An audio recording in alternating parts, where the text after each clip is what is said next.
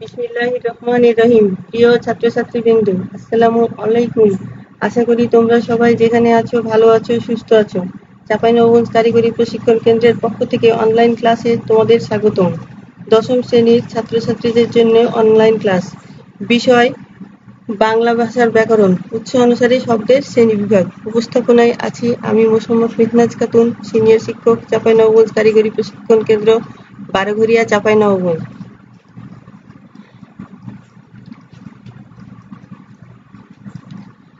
এই পাঠ শেষে আমরা জানতে পারবো উৎস অনুসারে শব্দের শ্রেণীবিভাগ বলতে পারবো, 5 প্রকার শব্দের উদাহরণ ব্যাখ্যা করতে পারবো, মিশ্র শব্দ ব্যাখ্যা করতে পারবো। উৎস অনুসারে শব্দের শ্রেণীবিভাগ: তৎসম শব্দ, অর্ধতৎসম শব্দ, তদ্ভব শব্দ, দেশি শব্দ, বিদেশি শব্দ।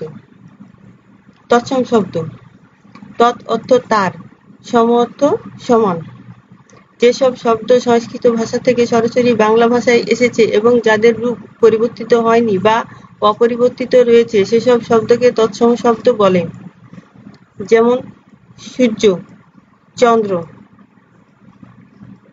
অর্ধতৎসম শব্দ: বাংলা ভাষায় কিছু সংস্কৃত শব্দ কিঞ্চিৎ পরিবর্তিত হয়ে বাংলা শব্দে ব্যবহৃত হয়, সেগুলো হলো অর্ধতৎসম শব্দ। তৎসম শব্দ: গৃহিণী থেকে গিন্নি। তৎসম শব্দ: বৃষ্টি থেকে বৃষ্টি। তৎসম শব্দ: গ্রাম থেকে গেরাম। তদ্ভব শব্দ: যেসব শব্দের মূল সংস্কৃত ভাষায় পাওয়া যায় কিন্তু ভাষার বিবর্তনের ধারায় প্রাকৃতের মাধ্যমে পরিবর্তিত হয়ে আধুনিক বাংলা ভাষায় স্থান করে নিয়েছে সেসব শব্দকে বলা হয় তদ্ভব শব্দ। বধূ, বহু, বউ। মৎস্য, মৎস্য মাছ। চন্দ্র, চন্দ্র চাঁদ। ভত্ত, ভত্ত ভাত। দেশি শব্দ: বাংলাদেশের আদিম অধিবাসীদের ভাষা ও সংস্কৃতির কিছু কিছু উপাদান যা বাংলায় রক্ষিত রয়েছে সেগুলোকে দেশি শব্দ বলে। যেমন ডাব, চুলা, কুলা ইত্যাদি। বিদেশি শব্দ: রাজনৈতিক, ধর্মীয় ও সংস্কৃতিগত বাণিজ্যিক কারণে বাংলাদেশে আগত বিভিন্ন ভাষাভাষী মানুষের বহু শব্দ বাংলায় এসে স্থান করে নিয়েছে, এসব শব্দকে বিদেশি শব্দ বলে। যেমন আরবি শব্দ তসবিহ,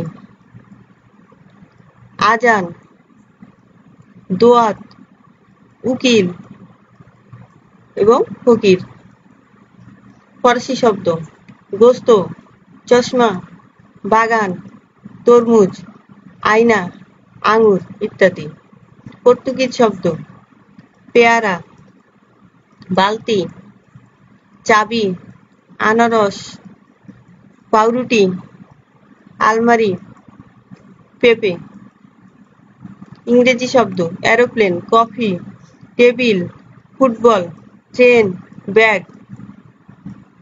চীনা শব্দ লিচু, এলাচি, চিনি। জাপানি শব্দ রিকশা, প্যাগোডা। মিশ্র শব্দ: কোনো কোনো সময় দেশি ও বিদেশি শব্দের মিলনে শব্দদ্বৈত সৃষ্টি হয়ে থাকে, এগুলো শব্দই মিশ্র শব্দ। যেমন তৎসম শব্দ শাক এবং ফরাসি শব্দ সবজি, দুয়ে মিলে হয় শাক সবজি। মূল্যায়ন: লিচু এটা কোন জাতীয় শব্দ? বালতি এটা কোন জাতীয় শব্দ? ডাব এটা কোন জাতীয় শব্দ? তৎশব্দের অর্থ কি? তদ্ভব শব্দ কাকে বলে? আজকের ক্লাসে সবাইকে একক কাজ, তৎসম শব্দ কাকে বলে? 2টি দেশি শব্দ ও 2টি বিদেশি শব্দের নাম লেখো। ধন্যবাদ প্রিয় শিক্ষার্থীবৃন্দ।